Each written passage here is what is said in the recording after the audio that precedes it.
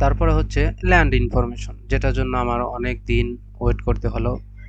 দেখুন এখানে গিয়ে আমি প্লট এবং দাগ নাম্বার দিয়ে সার্চ দিব। এখানে আমি যদি লিখি 1255, এবার দেখুন প্লট নাম্বারটা কোন লেয়ারে আছে, এটা দাগ নাম্বারে আছে, আউনারে আছে এবং এরিয়া আছে এরিয়াতে।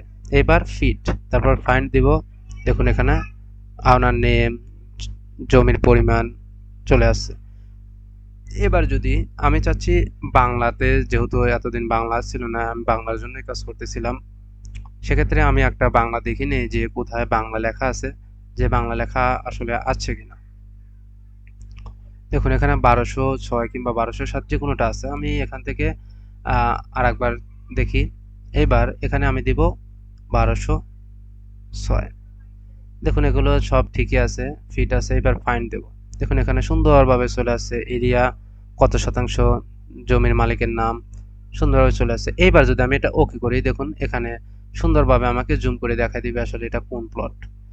তেমনিভাবে যদি এখন আমি নাম লিখে সার্চ দিই, জমির মালিকের নাম, আমি ধরুন এটাই কপি করে নিলাম এবং আমি এটা অন্যদিকে সরিয়ে দিলাম যে আমি জানি না আসলে কোথায় আছে। এইবার যাব ল্যান্ড ইনফরমেশনে, গিয়ে আমি এখানে আওনার লিখে নেম দিয়ে সার্চ দিব, কন্ট্রোল ভি। এখানে যেগুলো আছে সবগুলো যেহেতু সেম আছে, চেঞ্জ করার দরকার নাই, সেক্ষেত্রে ফিট দিয়ে ফাইন্ড দিব। দেখুন এখানে আমার কয়টা মালিক, তিনটা মালিকের নাম চলে আসছে, নাফিজ মিয়া, নাফিজ গাজী, নাফিজ আলম। যদি আমি যে কোনোটার উপর ক্লিক করব, এখানে নিচে দেখুন তথ্য দেখাবে আমার কত শতাংশ জমি, জমির মালিকের নাম সুন্দরভাবে চলে আসছে। এবং ওকে দিলে ওই জমিতে গিয়ে আমার জুম করবে।